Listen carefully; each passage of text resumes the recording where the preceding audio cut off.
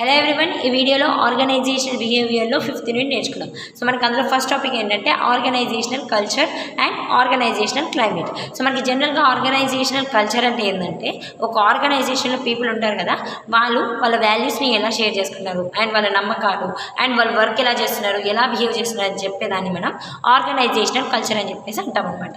Okay, ఇది మనకి కమ్యూనికేషన్లో, డెసిషన్ మేకింగ్, రిలేషన్షిప్ మీద ఇన్ఫ్లుయెన్స్ చేస్తుంది అనమాట.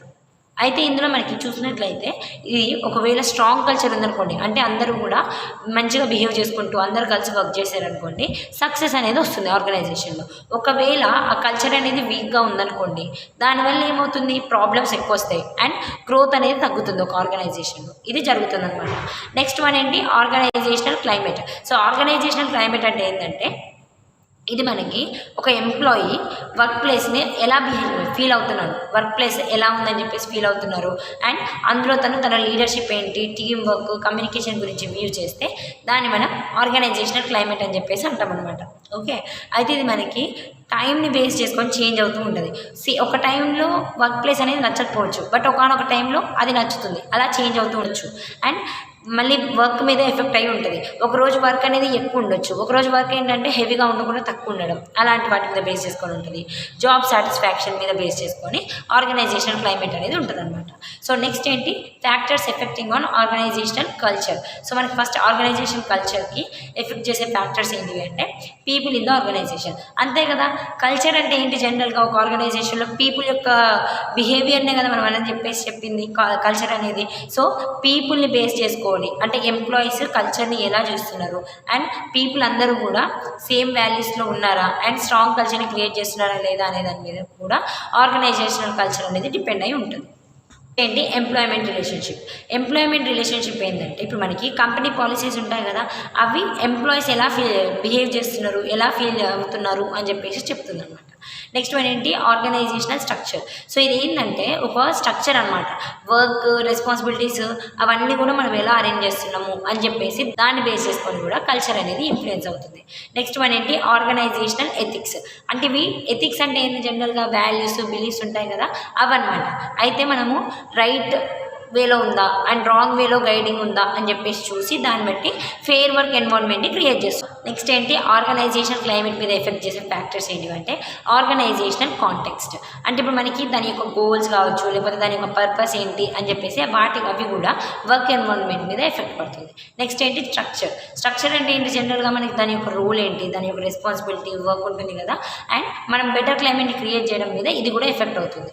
సో థర్డ్ వన్ ఏంటి, ప్రాసెసెస్లో ఏంటంటే మనకి కమ్యూనికేషన్, లీడర్షిప్, డెసిషన్ మేకింగ్ కూడా మనకి క్లైమేట్ని షేప్ చేస్తాయి, అంటే మనకి క్లైమేట్ మీద ఎఫెక్ట్ పడుతుంది అనమాట. నెక్స్ట్ ఏంటి, ఫిజికల్ ఎన్వైరన్మెంట్. అంటే ఇప్పుడు మనకి వర్క్ ప్లేస్ కండిషన్స్ ఉంటాయి కదా, ఎలాంటివి, లొకేషన్, స్పేస్, ఇలాంటివన్నిటి కూడా అవి కూడా ఎంప్లాయీ యొక్క ఫీలింగ్స్ మీద ఎఫెక్ట్ పడుతుంది అనమాట.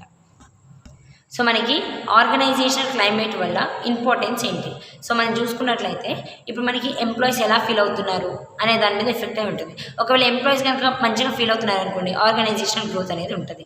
అండ్ గుడ్ క్లైమేట్ వల్ల ఏమవుతుందంటే మోటివేషన్ వస్తుంది, సాటిస్ఫాక్షన్ అనేది కూడా ఉంటుంది అనమాట. ప్రొడక్టివిటీని ఇంప్రూవ్ చేస్తుంది, టీమ్ వర్క్ అనేది బిల్డ్ అవుతుంది అండ్ ఎంప్లాయీస్ని రిటైన్గా ఉంచడానికి హెల్ప్ చేస్తుంది. క్రియేటివిటీని ఎంకరేజ్ చేసి న్యూ ఐడియాస్ లాంటివి, ఇన్నోవేషన్స్ లాంటివి దాంట్లో హెల్ప్ చేస్తుంది అనమాట ఈ ఆర్గనైజేషనల్ క్లైమేట్ అనేది. గుడ్ కంపెనీ రెప్యుటేషన్ రావాలి అంటే ఆర్గనైజేషనల్ క్లైమేట్ అనేది చాలా ఇంపార్టెంట్. నెక్స్ట్ వన్ ఏంటంటే ఆర్గనైజేషనల్ కల్చర్ యొక్క ఇంపార్టెన్స్ చూద్దాం. సో ఆర్గనైజేషనల్ కల్చర్ ఇంపార్టెన్స్ ఏంటంటే ఇప్పుడు మనకి ఒక ఆర్గనైజేషన్లో ఐడెంటిటీని అండ్ ఒక ఆర్గనైజేషన్లో పీపుల్కి మధ్యలో వాల్యూస్ని షేర్ చేయడానికి ఇది ఇంపార్టెంట్ అనమాట. అయితే ఎంప్లాయీస్లో కామన్ గోల్స్ ఏవైతే ఉన్నాయో వాటన్నిటిని కూడా కంబైన్ చేయడంలో ఇది హెల్ప్ఫుల్. నెక్స్ట్ ఆర్గనైజేషన్లో చేంజెస్ లాంటివి ఉంటాయి కదా, అలాంటివి జరిగినప్పుడు దానికి ఈజీగా మూవ్ అయ్యేటట్టు అడాప్టబిలిటీ స్కిల్స్ అనేవి ఇంప్రూవ్ అవుతాయి అనమాట. అండ్ టాలెంటెడ్ ఎంప్లాయీస్ని బాగా అట్రాక్ట్ చేస్తుంది అండ్ ఇమేజ్ని, రెప్యుటేషన్ని రెండింటిని కూడా ఇంప్రూవ్ చేస్తుంది. నెక్స్ట్ వన్ ఏంటి, job satisfaction. So job satisfaction అనేది ఏంటంటే ఇది ఒక ఫీలింగ్ అనమాట. అంటే మనం ఏంటంటే ఒక జాబ్ చేస్తున్నామంటే మనకు కంఫర్టబుల్గా ఉండడము అండ్ మనం ఓకే ఇందులో చేస్తున్నామంటే మనకు సాటిస్ఫాక్షన్ ఉండడం, దాన్ని మనం ఏమంటామంటే జాబ్ సాటిస్ఫాక్షన్ అని చెప్పేసి అంటడం అనమాట. ఓకే, తను ఒక ఎంప్లాయీ ఉంటారు కదా, తను వర్క్ చేస్తున్న కంపెనీలో తనకు కంఫర్టబుల్గా ఉండడము, సాటిస్ఫైగా అనిపించడం, హ్యాపీనెస్ లాంటిది అనిపించడం లాంటిది ఉంటే దాన్ని మనం జాబ్ సాటిస్ఫాక్షన్ అని చెప్పేసి అంటున్నాం అనమాట. సో దీనివల్ల ఏమవుతుందంటే ఎంప్లాయీస్కి మోటివేషన్ దొరుకుతుంది అందరూ కలిసి వర్క్ చేయడానికి అండ్ ఒకవేళ జాబ్ అనేది సాటిస్ఫాక్షన్ ఉందనుకోండి, ఇంట్రెస్ట్ ఉండదు, చేద్దామని చెప్పేసి వర్క్ చేద్దామనిపించదు, అండ్ మోటివేషన్ అనేది కూడా క్లియర్గా ఉండదు అనమాట. సో జాబ్ సాటిస్ఫాక్షన్ అనేది చాలా ఇంపార్టెంట్. సో ఈ జాబ్ సాటిస్ఫాక్షన్కి డిఫరెంట్ పీపుల్ డిఫరెంట్ డెఫినేషన్స్ ఇచ్చారు. అందులో ఫస్ట్ వన్ ఏంటంటే ఈఏ లాకీ. ఈ పర్సన్ ఏం చెప్పారంటే జాబ్ సాటిస్ఫాక్షన్ అనేది ఏంటంటే ఒక ప్లెజెంట్ ఎమోషన్ అని చెప్పేసి చెప్పారనమాట. అయితే ఇప్పుడు మనకి జాబ్ అనేది మన పర్సనల్ వాల్యూస్ని ఇంప్రూవ్ చేయడం కోసం, అంటే అచీవ్ చేయడానికి హెల్ప్ అయ్యే ఒక ఫీలింగ్ అని చెప్పేసి చెప్పారనమాట. నెక్స్ట్ పర్సన్ ఎవరు? P E Spector. ఈ పర్సన్ ఏం చెప్పారంటే పీపుల్ ఒక జాబ్ని ఎంత ఇష్టపడుతున్నారు, ఎంత ఇష్టంగా లేదు అంటే కష్టంగా ఫీల్ అవుతున్నారు అని చెప్పేసి చెప్పేదే జాబ్ సాటిస్ఫాక్షన్ అని చెప్పేసి చెప్పారనమాట. సో జాబ్ సాటిస్ఫాక్షన్ ఎఫెక్ట్ చేసే ఫ్యాక్టర్స్ ఏంటివి అంటే salary and working conditions. So మనకి జాబ్ చేసినామంటే సాటిస్ఫాక్షన్ రావాలంటే ఫస్ట్ థింగ్ మనకు గుర్తొచ్చేది ఏంటంటే శాలరీ కరెక్ట్గా మనం చేస్తున్న వర్క్కి తగ్గట్టుగా వచ్చింది అనుకోండి సాటిస్ఫాక్షన్ అనేది ఉంటుంది. అండ్ మనం వర్కింగ్ కండిషన్స్ అంటే మనకి 8 to 5 అని చెప్పేసి అట్లా టైం అనేది క్లియర్ కట్గా ఉండడం, దానివల్ల మనకి ఏమవుతుందంటే ఇంక్రీజ్ అవుతుంది అనమాట జాబ్ సాటిస్ఫాక్షన్ అనేది. నెక్స్ట్ ఏంటి? Work life balance. అయితే మనకి వర్క్ అండ్ పర్సనల్ లైఫ్ రెండింటిని కూడా ఇంపార్టెన్స్ ఇచ్చేటట్టు వర్క్ ఉందనుకోండి సాటిస్ఫాక్షన్ అనేది ఇంప్రూవ్ అవుతుంది. నెక్స్ట్ ఏంటి? Respect and recognition. So respect అనేది ఉందనుకోండి, ఒక జాబ్ చేస్తున్నాం అనుకోండి, అప్రిషియేషన్స్, రివార్డ్స్ లాంటివి ఇస్తారనుకోండి, ఎంప్లాయీస్కి ఏమవుతుంది? మోటివేట్ అయ్యి సాటిస్ఫై అవుతారు అలా. నెక్స్ట్ వన్ ఏంటి? Job security. సో మనం ఒక జాబ్ చేస్తున్నామంటే ఇప్పుడు మనకి ఏంటంటే కాన్ఫిడెన్స్గా మనకి జాబ్ ఓకే సేఫ్ అని చెప్పేసి ఒక ఫీలింగ్ రావడం, అది కూడా ఇంపార్టెంట్ ఫ్యాక్టర్. నెక్స్ట్ ఏంటి? Challenging work. మనం వర్క్ చేస్తున్నామంటే అది చేయాలి అని చెప్పేసి ఇంట్రెస్ట్ అనిపించడం, ఛాలెంజ్ చేసేటట్టుగా అనిపించడం, ఇలాంటివి థ్రిల్లింగ్ లెక్క అలా అనమాట. నెక్స్ట్ ఏంటి? Career growth. సో మనం ఇది వర్క్ చేస్తున్నామంటే మనకి ఏంటంటే ప్రమోషన్స్ లాంటివి, ఆపర్చునిటీస్ లాంటివి కొత్తగా ఎక్కువ వస్తున్నాయి అనుకోండి, దానివల్ల ఏమవుతుందంటే జాబ్ సాటిస్ఫాక్షన్ అనేది ఇంప్రూవ్ అవుతుంది. సో మనకి జాబ్ సాటిస్ఫాక్షన్ వల్ల వచ్చే అవుట్కమ్స్ ఏంటి? ప్రొడక్టివిటీ అనేది ఇంప్రూవ్ అవుతుంది ఓవరాల్ ఆర్గనైజేషన్లో. ఎందుకంటే ఎంప్లాయీస్ కూడా ఫుల్ హ్యాపీనెస్తో చేస్తున్నారు కాబట్టి ప్రొడక్టివిటీ ఇంప్రూవ్ అవుతుంది. టర్న్ ఓవర్ అనేది రెడ్యూస్ అవుతుంది, అంటే ఎంప్లాయీస్ అనే వాళ్ళు రిజైన్ చేయడం లాంటివి రెడ్యూస్ అవుతాయి అనమాట. ఆబ్సెంటిజం అంటే ఇప్పుడు వాళ్ళు సాటిస్ఫైగా ఉన్నారు కాబట్టి లీవ్స్ అనేవి తక్కువ తీసుకుంటారు. అండ్ అదర్ ఎఫెక్ట్స్ ఏముంటాయంటే స్ట్రెస్ అనేది తక్కువ ఉంటుంది, మళ్ళీ చిన్న మిస్టేక్స్ లాంటివి చేయకుండా ఉండొచ్చు, టీమ్ వర్క్ అనేది ఇంప్రూవ్ అవుతుంది, అండ్ మోరాలిటీ అనేది ఇంక్రీజ్ అవుతుంది అనమాట. నెక్స్ట్ వన్ ఏంటి? Organizational change. సో మనకి ఆర్గనైజేషనల్ చేంజ్ అనేది ఏంటంటే ఇది ఒక ప్రాసెస్ అనమాట. ఓకే, అయితే మనము ఒక కరెంట్ సిచ్యువేషన్ ఒకటి ఉంటుంది కదా, దాని నుంచి మనకి కావాల్సిన ఫ్యూచర్ సిచ్యువేషన్కి మూవ్ అయితే దాన్ని మనం ఏమంటాం అంటే ఆర్గనైజేషనల్ చేంజ్ అని చెప్పేసి అంటున్నాం అనమాట. అయితే ఇందులో మనకి పీపుల్ని చేంజ్ చేయడం కావచ్చు, కల్చర్ని, స్ట్రక్చర్ని, ప్రాసెస్ని ప్రతి ఒక్కదాన్ని చేంజ్ చేసి మనకు కావాల్సిన గోల్ని రీచ్ అవ్వడాన్ని మనం ఏమంటామంటే ఆర్గనైజేషనల్ చేంజ్ అని చెప్పేసి అంటాం అనమాట. సో మనం ఎలా చేంజ్ చేస్తామంటే కరెంట్ స్టేట్ ఏంటి అంటే ప్రజెంట్ కండిషన్ ఎలా ఉంది ఆర్గనైజేషన్ చూసి, అండ్ మన యొక్క విజన్ ఏంటి, మనం ఏం చేయాలి అని చెప్పేసి అనుకుంటున్నాం, ఈ ఆర్గనైజేషన్ని ఎలా బిల్డ్ చేయాలనుకుంటాం అని చెప్పేసి చూసి దాని నుంచి ట్రాన్సిషన్ కొన్ని స్టెప్స్ తీసుకొని యాక్షన్స్ చేసుకుంటూ కరెంట్ స్టేట్ నుంచి మనకు కావాల్సిన స్టేట్లోకి కన్వర్ట్ చేస్తాం అనమాట. ఇది ప్రాసెస్. సో మనకి ఒక విజన్ అనేది ఏం హెల్ప్ చేస్తుంది, మనం ఏం చేద్దాం అనుకుంటున్నాం, మనకి ఏం కావాలి అని చెప్పేసి అనుకోవడం, దాంట్లో హెల్ప్ చేస్తుంది. అండ్ మనకి ఎంత చేంజ్ అనేది ఇంపార్టెంట్ అని చెప్పేసి చెప్తుంది. అండ్ చేంజ్ అయిన తర్వాతకి మన ఆర్గనైజేషన్ అనేది ఎంత ఇంప్రూవ్ అవుతుంది అని చెప్పేసి వీటన్నిటిని చూపించడంలో విజన్ అనేది హెల్ప్ చేస్తుంది. నెక్స్ట్ ఏంటి? Resistance to change. సో మనకి ఒక చేంజ్ అనేది ఇంట్రడ్యూస్ అయినప్పుడు కొంతమంది ఏం చేస్తారంటే రెసిస్ట్ చేస్తారనమాట. ఇది న్యాచురల్గా జరిగేది. అంటే దానికి ఎగ్జాంపుల్ చెప్పాలంటే ప్రతి ఒక్క యాక్షన్కి రియాక్షన్ ఉంటుందని చెప్పేసి అంటాం కదా, అలా అనమాట. సో మనకి ఆర్గనైజేషనల్ చేంజ్లో 3 స్టెప్ మోడల్స్ ఉంటాయని చెప్పేసి చెప్పారనమాట. ఆ పర్సన్ ఎవరంటే లెవిన్. సో దానికి పేరు ఏమని పెట్టారంటే లెవిన్స్ 3 స్టెప్ మోడల్ ఆఫ్ చేంజ్ అని చెప్పేసి పెడతారు. సో ఫస్ట్ వన్ ఏంటి? అన్ఫ్రీజింగ్ అంటే ఏంటంటే మనకి ఇక్కడ ఏంటంటే చేంజ్ వైపు పుష్ చేయడం అనమాట. అంటే ఫోర్స్ చేస్తున్నాం, చేంజ్ అనేది ఖచ్చితంగా జరగాలి అని చెప్పేసి దానికోసం ట్రై చేస్తే దాన్ని మనం అన్ఫ్రీజింగ్ అని చెప్పేసి అంటాం. నెక్స్ట్ ఏంటి? మూవింగ్ అంటే ఏంటంటే ఇప్పుడు మనకి ఇంప్లిమెంటింగ్ న్యూ చేంజెస్ లాంటివి ఇంప్లిమెంట్ చేయడం, అంటే ఇందులో మనకు కొత్త టెక్నాలజీస్ లాంటివి అలాంటివి యూజ్ చేస్తేనేమో మూవింగ్ మోడల్ అని చెప్పేసి అంటాం. రిఫ్రెషింగ్ అంటే ఏంటంటే కొత్త ఛాలెంజెస్ని స్టెబిలైజ్ చేసి మనకి పర్మనెంట్ చేంజెస్ లాంటివి చేసి పీపుల్ అందరూ కూడా యాక్సెప్ట్ చేసి దాన్ని ఫాలో అయ్యేటట్టు చేసే మెథడ్ని రిఫ్రెషింగ్ మెథడ్ అని చెప్పేసి అంటాం అనమాట. ఫస్ట్ వన్ ఏంటి? అన్ఫ్రీజింగ్ అంటే వాళ్ళకి ఇంట్రెస్ట్ లేకపోయినా కానీ చేంజ్ అవ్వాలి అని చెప్పేసి పుష్ చేస్తే దాన్ని మనం అన్ఫ్రీజింగ్ మోడల్ అని చెప్పేసి అంటాం. సెకండ్ వన్ ఏంటి? కొత్త చేంజెస్ లాంటివి టెక్నాలజీస్ని యూజ్ చేసి చేంజ్ చేస్తే దాన్ని మనం మూవింగ్ అని చెప్పేసి అంటాం. నెక్స్ట్ వన్ ఏంటి? రిఫ్రెషింగ్లో ఏంటంటే పీపుల్ అందరూ కూడా దాన్ని యాక్సెప్ట్ చేసి ఫాలో అయ్యేటట్టు చేస్తే దాన్ని మనం రిఫ్రెషింగ్ అని చెప్పేసి అంటాం అనమాట. సో మనకి ఆర్గనైజేషన్ చేంజ్ వల్ల ఇంపార్టెన్స్ ఏంటంటే ఆర్గనైజేషన్ యొక్క గ్రోత్ ఉంటుంది అండ్ సర్వైవ్ అవుతుంది. అంటే మనం ఏంటంటే ఈ ఆర్గనైజేషన్ చేంజ్ అనేది ఎప్పుడు చేస్తున్నామంటే ఒక ఆర్గనైజేషన్ అనేది డౌన్ఫాల్లో ఉన్నప్పుడు ఈ చేంజెస్ చేయడం వల్ల గ్రోత్ అనేది ఇంప్రూవ్ అవుతుంది అనమాట. పర్ఫార్మెన్స్ని ఇంప్రూవ్ చేస్తుంది, ఎఫిషియన్సీని ఇంప్రూవ్ చేస్తుంది అండ్ మార్కెట్ని బేస్ చేసుకొని చేంజెస్ లాంటివి చేసుకోవడం, ఎన్విరాన్మెంట్ చేంజెస్ లాంటివి చేసుకుంటుంది అండ్ ఇన్నోవేషన్స్కి డెవలప్మెంట్ దానికి ఎంకరేజ్ చేస్తూ ఉంటుంది. Stability versus change. స్టెబిలిటీ అంటే ఏంటి? స్టేబుల్గా ఉండడం, సేఫ్గా అండ్ వర్క్ ఎన్విరాన్మెంట్ అనేది ప్రిడిక్టబుల్గా, అంటే మనం ఎట్లాంటి చేంజెస్ లాంటివి లేకుండా స్టేబుల్గా ఉండడం అనమాట. దీనివల్ల ఎంప్లాయీస్కి ఏమవుతుందంటే సెక్యూర్గా ఫీల్ అవుతారు, టీమ్ వర్క్లో ఇంప్రూవ్మెంట్ వస్తుంది, స్ట్రాంగ్ కల్చర్ని మెయింటైన్ చేస్తారు. చేంజ్లోకి వచ్చేసరికి ఏంటంటే మనకి కొత్త కొత్త ఐడియాస్, ఇన్నోవేషన్స్ లాంటివి ఉంటాయి కదా, వాటికి ఇంపార్టెన్స్ ఇచ్చేది ఏంటంటే చేంజ్ అనమాట. ఇది మనకి ఆర్గనైజేషన్లో ఎలాంటి చేంజెస్ అయినా కావాలి మార్కెట్ని బేస్ చేసుకొని అంటే అలాంటి వాటి కోసం కాంపిటేటివ్గా ఉండడం కోసం హెల్ప్ చేసేది ఏంటంటే చేంజ్ అనమాట. స్టెబిలిటీ ఏమో స్టేబుల్గా ఒక దగ్గరనే ఉండడం, చేంజ్ ఏంటంటే చేంజ్ అవుతూ కొత్త కొత్త ఐడియాస్ని ఇంప్లిమెంట్ చేయడం. ఈ రెండు కూడా మనకి ఇంపార్టెంట్. ఒక ఆర్గనైజేషన్ అనేది స్టేబుల్గా ఉండేటట్టు ఉండాలి అండ్ చేంజెస్ అనేవి కూడా ఇంపార్టెంట్ అనమాట గ్రోత్ కోసం. ఓకే, టాపిక్ వచ్చేసి reactive change management. So reactive change management అంటే ఏంటంటే మనము అన్ఎక్స్పెక్టెడ్గా మనం అనుకోకుండా ప్రాబ్లమ్స్ రావడం వచ్చినప్పుడు చేంజెస్ లాంటివి చేసి సిచ్యువేషన్ని బేస్ చేసుకొని మనం చేంజెస్ చేస్తే దాన్ని మనం రియాక్టివ్ చేంజ్ మేనేజ్మెంట్ అని చెప్పేసి అంటాం అనమాట. ఇది మెయిన్గా ప్రాబ్లం ఏంటిది అండ్ దాన్ని అర్థం చేసుకోవడం, దానివల్ల ఎటువంటి ఎఫెక్ట్స్ ఉన్నాయి అండ్ దానికి సొల్యూషన్ని ఫైండ్ చేయడం మీద ఫోకస్ చేస్తుంది అనమాట. సో దీని యొక్క మెయిన్ గోల్ ఏంటంటే నెగిటివ్ ఎఫెక్ట్ అనేది తక్కువ ఉండడం కోసం చూస్తుంది అండ్ కొత్త కొత్త సిచ్యువేషన్స్, ఇప్పుడు న్యూ సిచ్యువేషన్స్ ఉంటాయి కదా, వాటిని అడ్జస్ట్ చేసుకుంటూ క్లియర్ గ్రోత్ అనేది ఉండేటట్టు చేయడం కోసం ఇది హెల్ప్ఫుల్ అనమాట. సో దీనికి ఎగ్జాంపుల్ చెప్పాలంటే సాఫ్ట్వేర్ క్రాష్. అంటే కొంతమంది ఏంటంటే సిస్టమ్ ఫెయిల్యూర్ లాంటివి అయినప్పుడు అప్పటికప్పుడు చేంజెస్ లాంటివి చేసుకుంటూ ఫిక్స్ చేస్తారనమాట. అలా ఎలా చేస్తున్నామంటే సాఫ్ట్వేర్ని రీప్లేస్ చేయడం కానీ లేకపోతే అప్డేట్స్ లాంటివి చేసి చేంజెస్ లాంటివి చేస్తున్నాం. అది రియాక్టివ్ చేంజ్ మేనేజ్మెంట్ అనమాట. కరెంట్ డిమాండ్ అని చెప్పేసి వచ్చింది అనుకుందాం, ఇంక్రీజ్ అయింది. సో దానికోసం మనం ఏంటంటే ప్రాసెసెస్ని అండ్ ప్రొడక్షన్ని రెండింటిని కూడా ఇంక్రీజ్ చేయాలి. దేనికోసం? మనకి డిమాండ్ని మళ్ళీ మీట్ అవ్వడం కోసం. మనకి వచ్చిన డిమాండ్కి మనం రీచ్ అవ్వాలి అంటే ప్రొడక్షన్ని ఇంప్రూవ్ చేయాలి అండ్ ప్రాసెస్ని కూడా ఇంప్రూవ్ చేయాలన్నమాట. సో దానికోసం ఈ రియాక్టివ్ చేంజ్ మేనేజ్మెంట్ అనేది చాలా ఇంపార్టెంట్. నెక్స్ట్ వన్ ఏంటి? Proactive change management. Proactive change management అంటే ఏంటంటే మనము అది అవ్వక ముందుకే ఏమైనా అయిద్దేమో అని చెప్పేసి ప్లాన్స్ లాంటివి చేసుకుంటే దాన్ని మనం ప్రొయాక్టివ్ చేంజ్ మేనేజ్మెంట్ అని చెప్పేసి అంటాం అనమాట. ఇదేంటంటే ఫ్యూచర్ ప్రాబ్లమ్స్, ఫ్యూచర్లో వచ్చే ఆపర్చునిటీస్, మనం ఎలాంటి స్ట్రాటజీస్ని మనం ప్రిపేర్ చేసుకోవాలి అడ్వాన్స్గా అని చెప్పడం కోసం ఇది హెల్ప్ఫుల్ అనమాట. అంటే ఫ్యూచర్లో జరిగే చేంజెస్ కోసం ఇప్పటి నుంచే రెడీగా ఉండి వాటిని హ్యాండిల్ చేయాలి అని చెప్పేది దీని యొక్క గోల్. సో దీనికి ఎగ్జాంపుల్ చూసినట్లయితే రిస్క్ ప్లానింగ్. అయితే మనకి పాసిబుల్గా అయ్యే రిస్క్ తర్వాతకి ఏమై ఉంటుంది అని చెప్పేసి ఐడెంటిఫై చేసి ముందే బ్యాకప్ ప్లాన్స్ని ప్రిపేర్ చేసుకోవడం లాంటివి. అండ్ మార్కెట్ ట్రెండ్స్ ఏంటంటే కస్టమర్ ఏది కావాలని చెప్పేసి అనుకుంటున్నారు, వాళ్ళ యొక్క ఫీడ్బ్యాక్స్ తీసుకోను లేకపోతే వాళ్ళ దగ్గరికి వెళ్ళి సర్వే చేసి ఇలాంటివి చేసి కస్టమర్కి ఏది కావాలనుకుంటుండు అని చెప్పేసి సర్వే చేసి దాన్ని బట్టి ట్రెండ్స్ లాంటివి చూసి మనం కొత్త కొత్త ప్రొడక్ట్స్ని బిజినెస్ని ఇంప్రూవ్ చేయడం అనమాట. ఇలాంటి వాటి కోసం ఇది ఇంపార్టెంట్. అయితే మనకి దీనివల్ల ఏమవుతుందంటే ప్రాబ్లమ్స్ని అవాయిడ్ చేయొచ్చు, కొత్త కొత్త ఆపర్చునిటీస్ని యూజ్ చేసుకోవచ్చు అనమాట.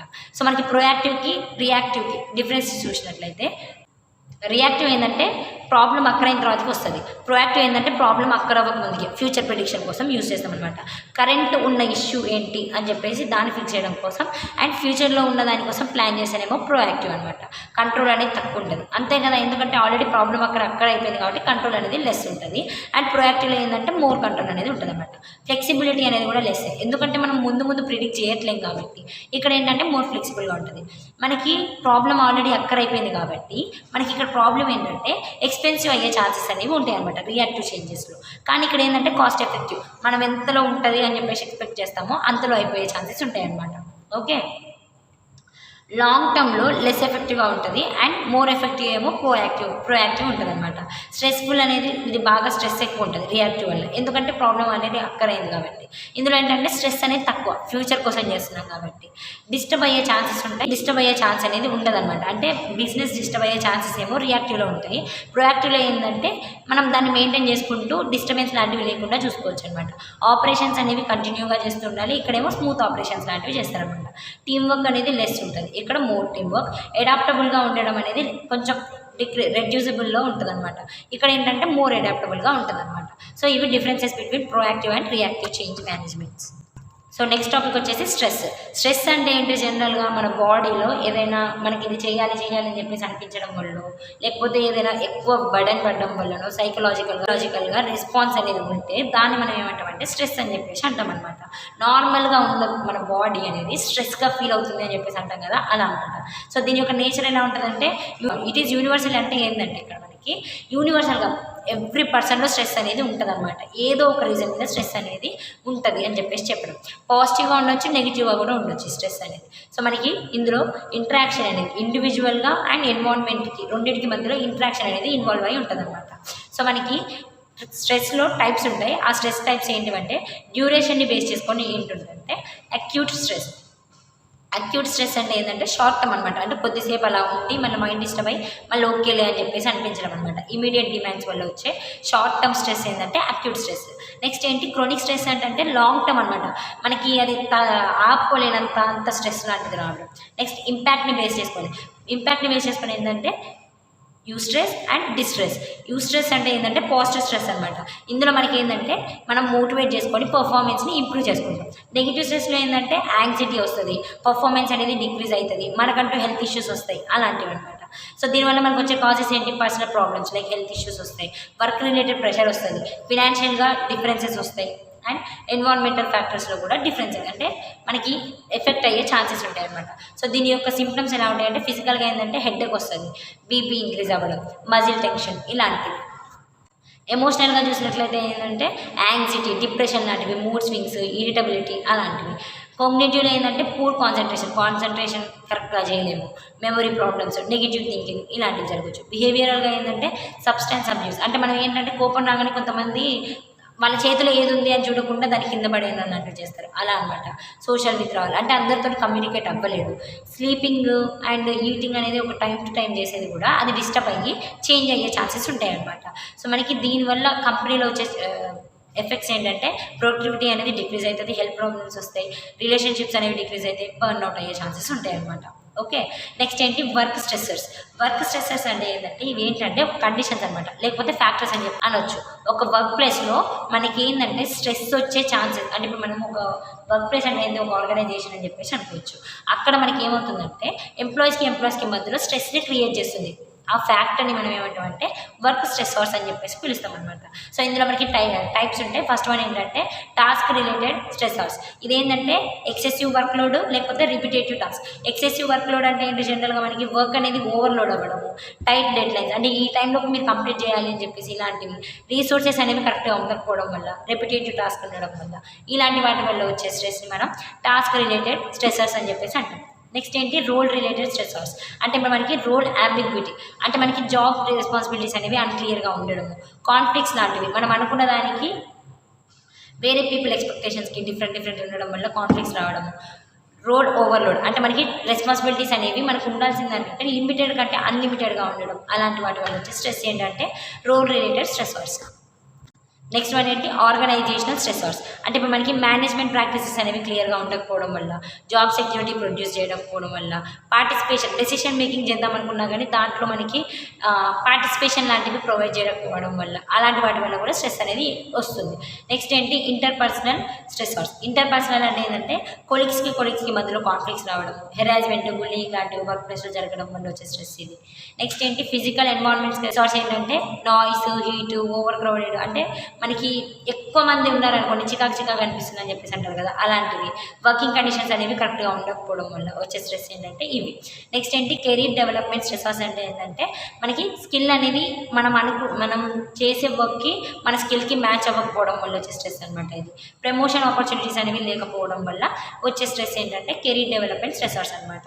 సో మనం ఈ స్ట్రెస్ని ఎలా ప్రివెంట్ చేసుకోవచ్చు అంటే మనకి ఇందులో మనం స్ట్రెస్ ఎక్కడ ఉంది అని చెప్పేసి ఐడెంటిఫై చేసి, దేనివల్ల వచ్చిందని చెప్పేసి ఐడెంటిఫై చేసి దాన్ని రెడ్యూస్ చేయడం, దాన్ని మనం ఏమంటామంటే స్ట్రెస్ ప్రివెన్షన్ అని చెప్పేసి అంటాం అనమాట. అది మనకి ఎఫెక్ట్ అవ్వక ముందుకే చేస్తే దాన్ని మనం స్ట్రెస్ ప్రివెన్షన్ అని చెప్పేసి అంటాం. సో ఆ ప్రివెన్షన్స్ ఎలా ఉంటాయంటే ఫస్ట్ వన్ ఏంటంటే ఇండివిజువల్ లెవెల్ ప్రివెన్షన్. అంటే మనకి టైం మేనేజ్మెంట్, ఇప్పుడు ఈ టాస్క్కి ఈ టైంలో కంప్లీట్ చేద్దాం అని చెప్పేసి ఒక ప్లానింగ్, ప్రయారిటైజ్ లాంటివి చేసుకోవడం వల్ల స్ట్రెస్ అనేది డిక్రీజ్ అయ్యే ఛాన్సెస్ ఉంటాయి. And healthy life style, balanced diet, exercise, sleep లాంటివి. రిలాక్సేషన్ టెక్నిక్స్ అంటే ఏంటి, యోగా, మెడిటేషన్ లాంటివి. స్కిల్ డెవలప్మెంట్లో ఏంటంటే మనకి మనము కాంపిటెన్స్ని ఇంక్రీజ్ చేసుకోవడం, అంటే మన స్కిల్స్ లేకపోయినా కానీ వాటిని నేర్చుకోవడానికి ట్రై చేయడం వల్ల యాంగ్జైటీ అనేది డిక్రీజ్ అయ్యే ఛాన్సెస్ ఉంటాయి. నెక్స్ట్ ఏంటి పాజిటివ్ యాటిట్యూడ్, అంటే మనం అన్నీ కూడా పాజిటివ్గా థింక్ చేయడం లాంటివి. నెక్స్ట్ ఏంటి ఆర్గనైజేషనల్ లెవెల్ ప్రివెన్షన్, అంటే జాబ్ డిజైన్, మన రోల్ ఏంటిది, దాని యొక్క రెస్పాన్సిబిలిటీస్ అవి క్లియర్గా చూసుకోవడం, అంటే ఐడెంటిఫై చేసి అక్కడ స్ట్రెస్ని రెడ్యూస్ చేసుకోవడానికి ట్రై చేయడం. నెక్స్ట్ ఏంటి వర్క్ లోడ్ మేనేజ్మెంట్, మనకి టాస్క్ని అందరూ కూడా సమానంగా డివైడ్ చేసుకునేటట్టు చేసుకోవడం. ఎంప్లాయీ పార్టిసిపేషన్, అంటే డెసిషన్ మేకింగ్ని కూడా సపోర్ట్ చేసేటట్టు ఉండడం అనమాట. నెక్స్ట్ ఏంటి ట్రైనింగ్ ప్రోగ్రామ్స్, అంటే మనకి స్ట్రెస్ మేనేజ్మెంట్ వర్క్షాప్స్ అనేవి ఉంటాయి, అలాంటివి పెట్టడం వల్ల ప్రివెంట్ చేయొచ్చు. అండ్ సపోర్ట్ సిస్టమ్స్, అంటే కౌన్సిలింగ్ సర్వీసెస్ లాంటివి, safe work environment, recognition and rewards లాంటివి ఇవ్వడం వల్ల, ఇలాంటి వాటి వల్ల ఏమవుతుందంటే స్ట్రెస్ని మనం ప్రివెంట్ చేసుకోవచ్చు. సో మనకి ఇందులో ప్రైమరీలో ఏంటంటే స్ట్రెస్సార్స్ని రిమూవ్ చేస్తాయి, సెకండరీలో ఏంటంటే ఇండివిజువల్ కాప్స్కి హెల్ప్ చేస్తాయి అనమాట, టెరిటరీలో ఏంటంటే స్ట్రెస్ రిలేటెడ్ ప్రాబ్లమ్స్ని ట్రీట్ చేస్తారు. Next management of stress, stress మేనేజ్మెంట్లో ఏంటంటే టెక్నిక్స్, స్ట్రాటజీస్ అనమాట. ఒక స్ట్రెస్ని మనం కంట్రోల్ చేసి మళ్ళీ మన వెల్బీయింగ్ని, అంటే మన వర్క్ని మనమే ఇంప్రూవ్ చేసుకుంటే దాన్ని మనం ఏమంటామంటే స్ట్రెస్ మేనేజ్మెంట్ అని చెప్పేసి అంటాం అనమాట. సో మనకి ఇండివిజువల్ స్ట్రెస్ మేనేజ్మెంట్ టెక్నిక్స్ ఏంటంటే అంటే ఫిజికల్ టెక్నిక్స్ ఏముంటాయి, regular exercise, sleep, yoga, stretching ఇలాంటివి చేయడం. సైకలాజికల్గా ఏంటంటే పాజిటివ్ థింకింగ్ ఉండాలి, మైండ్ఫుల్నెస్ ఉండాలి, కాగ్నిటివ్గా ఉండాలి, అలాంటివి. రిలాక్సేషన్ టెక్నిక్స్ అంటే ఏంటంటే breathing, deep breathing, meditation, muscle relaxation ఇలాంటివి. సోషల్ టెక్నిక్స్ ఏంటంటే వేరే వాళ్ళతో మన ప్రాబ్లమ్స్ షేర్ చేసుకుంటే కొంచెం భారం తగ్గినట్టు అనిపిస్తుంది అని చెప్పేసి అంటాం కదా, అలా అనమాట. సపోర్ట్ నెట్వర్క్స్ని బిల్డ్ చేసుకోవడం. నెక్స్ట్ ఏంటి టైం మేనేజ్మెంట్, అంటే ఓవర్లోడ్ అవ్వకుండా అవాయిడ్ చేయడం, అంటే ఓవర్లోడ్ లాంటివి కాకుండా అవాయిడ్ చేయడం. ఇండివిజువల్ స్ట్రెస్ అట్లా. ఆర్గనైజేషనల్ స్ట్రెస్ మేనేజ్మెంట్ టెక్నిక్స్ ఏంటి అంటే వర్క్ అవర్స్ అనేవి క్లియర్గా ఉండేటట్టు చూడడం, అండ్ ప్రోగ్రామ్స్, అసిస్టెన్స్ ప్రోగ్రామ్స్ అనేవి ఎంప్లాయీవి క్లియర్గా ఉండేటట్టు చూసుకోవడం. Team building activities, communication, leadership support, ఇవన్నీ కూడా ఆర్గనైజేషనల్ స్ట్రెస్ మేనేజ్మెంట్ టెక్నిక్స్ అనమాట. సో మనం ఈ స్ట్రాటజీస్ని కాపీయింగ్ ఎలా ఉంటుందంటే ప్రాబ్లమ్ ఫోకస్డ్ కాపీయింగ్, అంటే మనము డైరెక్ట్గా మనకి ఈ స్ట్రెస్ రావడానికి రీజన్ ఏంటి అని చెప్పేసి దాన్ని ఫోకస్ చేసుకోవడం. ఎమోషనల్ ఫోకస్డ్ అంటే ఏంటంటే ఎమోషనల్ రెస్పాన్సెస్ ఉంటాయి కదా, వాటిని క్లియర్గా మేనేజ్ చేసుకోవడం అనమాట. నెక్స్ట్ ఏంటి వర్క్ లైఫ్ బ్యాలెన్స్ అంటే ఏంటంటే ఇది ఒక ఎబిలిటీ అనమాట. మన హెల్త్ని క్లియర్ కట్గా వర్క్ రెస్పాన్సిబిలిటీస్కి అండ్ మన పర్సనల్ లైఫ్కి రెండింటికి మధ్యలో బ్యాలెన్స్గా ఉంచితే దాన్ని మనం వర్క్ లైఫ్ బ్యాలెన్స్ అని చెప్పేసి అంటాం అనమాట. సో దీని యొక్క ఇంపార్టెన్స్ ఏంటంటే స్ట్రెస్ అనేది తగ్గింది, బర్న్అవుట్ అనేది అంటే మనమే ఏదో చిరాకు అనిపించడం లాంటివి జరగకుండా ఉంచుకోవచ్చు. మెంటల్ అండ్ ఫిజికల్ హెల్త్ని ఇంప్రూవ్ చేయడంలో హెల్ప్ఫుల్ ఇది. ప్రొడక్టివిటీ అనేది ఇంప్రూవ్ అవుతుంది, జాబ్ సాటిస్ఫాక్షన్ ఉంటుంది, పర్సనల్ రిలేషన్షిప్స్ని స్ట్రెంథెన్ చేస్తుంది అనమాట. సో మనకి వర్క్ లైఫ్ బ్యాలెన్స్ అనేది క్లియర్గా ఉండకపోవడానికి ఎఫెక్ట్స్ ఏంటివంటే లాంగ్ వర్కింగ్ అవర్స్ దానివల్ల వస్తుంది, వర్క్ ప్రెషర్ వల్ల, టెక్నాలజీస్ వల్ల, బౌండరీస్ అనేవి క్లియర్గా ఉండకపోవడం వల్ల ఇలాంటివి జరగవచ్చు అనమాట. సో మనం వర్క్ లైఫ్ బ్యాలెన్స్ అచీవ్ చేయడం కోసం యూజ్ చేసే స్ట్రాటజీస్ ఏంటంటే అందులో పర్సనల్ స్ట్రాటజీస్ ఏంటంటే మనకి వర్క్కి హోమ్కి మధ్యలో బౌండరీస్ని క్లియర్గా సెట్ చేసుకోవడం. నెక్స్ట్ ఏంటి టాస్క్కి ప్రయారిటైజ్ చేసుకోవడం, సెల్ఫ్ కేర్ కోసం ప్రాక్టీస్ చేసుకోవడం, హాబీస్ మీద టైంని స్పెండ్ చేయడం, రెగ్యులర్ బ్రేక్స్ లాంటివి తీసుకోవడం, ఇలాంటివి ఏంటంటే పర్సనల్ స్ట్రాటజీస్.